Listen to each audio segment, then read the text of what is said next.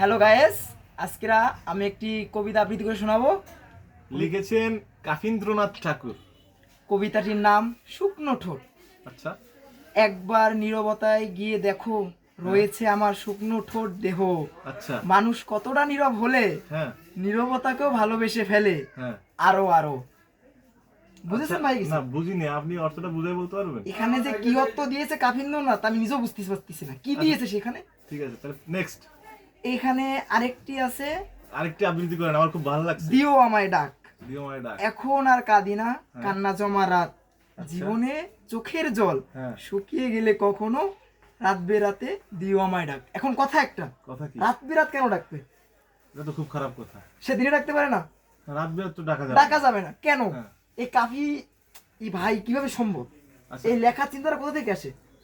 আসলে এটা অনেক চিন্তার বিষয়। যাই হোক, নেক্সট আরেকটা কবিতা আমি আপনার কাছে শুনতে চাচ্ছি। অবশ্যই রবীন্দ্রনাথ ঠাকুরের আরেকটা কবিতা আমি শুনতে চাচ্ছি আপনার কাছে। ভাই প্লিজ অবশ্যই। প্লিজ।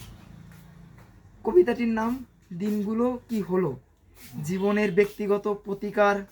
হেডলাইনে আচ্ছা, লেখা থাকবে প্রতিদিন, হ্যাঁ। তুমি কথা রাখোনি, শুধু কথা দিয়েছো দিন দিন। তাই সে যেহেতু দিনে দিনে কথা দিয়েছে, সে কথা কেন রাখেনি? চিন্তার বিষয়। এটাও নিয়ে আমাদের ভাবা 16 উচিত। একটা কমিটি গঠন করব। এখানে এই কমিটি না এইখানে এইখানে আরেকটা কবিতা আছে আমার সাথে মেলে, যে চতুর্থ ব্যক্তি, চতুর্থ ব্যক্তি। তৃতীয় ব্যক্তি কেন নেই? আচ্ছা যাক, আমরা তৃতীয় কবিতা ব্যক্তি নেই। আমরা কবিতা পড়ে দেখি কি আচ্ছা, হয়। কবিতা হইছে নাম কি? চতুর্থ ব্যক্তি, যে আচ্ছা। যাকে ভালোবাসে সে আচ্ছা। তাকে ভালোবাসে না, সে তাকে ভালোবাসে হ্যাঁ। যে তাকে ভালোবাসে না। এই তাকে এতক্ষণ তো অনেক কিছু বললেন, মানে এই জিনিসটা আমি কিছু বুঝলাম না। তাকে মানে এই এতক্ষণ যা বুঝাইছেন আমি আমার কবিকে নিয়ে কিছু বলা যাবে না ভাই। এই এই কবিতার অর্থটা আমার বুঝাই দিতেই হবে ভাই। আমার এইটাই আমি বুঝলাম এটা না। আমার গুরুর মাথা থেকে না কোথা থেকে বেরেছে আমি নিজেও জানি না।